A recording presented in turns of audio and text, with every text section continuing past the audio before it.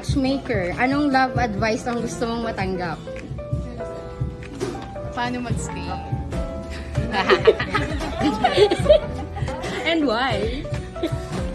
Para hindi na umalis. Stay na lang. Okay, thank you. Tatanungin ka, mas pipiliin mo ba magkaroon ng forever o forever work-life balance? All of the above. Bakit? Ha? Bakit? Maybe what we follow first. The more the merrier. Work-life balance.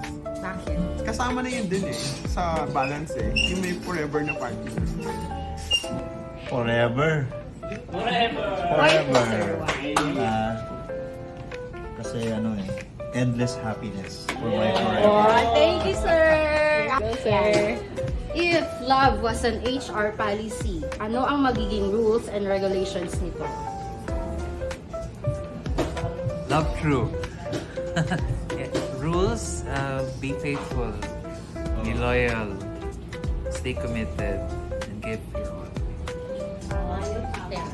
Thank you, sir. Thank you, sir. Happy Valentine's Day. Ang love, everyday pinapakita. Everyday, sinoshow whatever by action, by words. So, as a policy, dapat be, parang execute it every day. With, kung meron mang meron mang tumitingin or nag-observe, pakita mo to kahit na without any praise na manggagaling sa ibang tao. So, show the love every day. Lunch date o overtime pay? Lunch date. Bakit?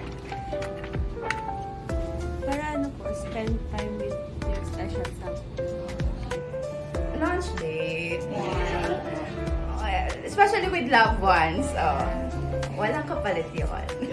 Thank you, Miss Lorna. Happy Valentine's If your job was relationship status, what would it be? Single, complicated, married to the job. Married to the job! And why?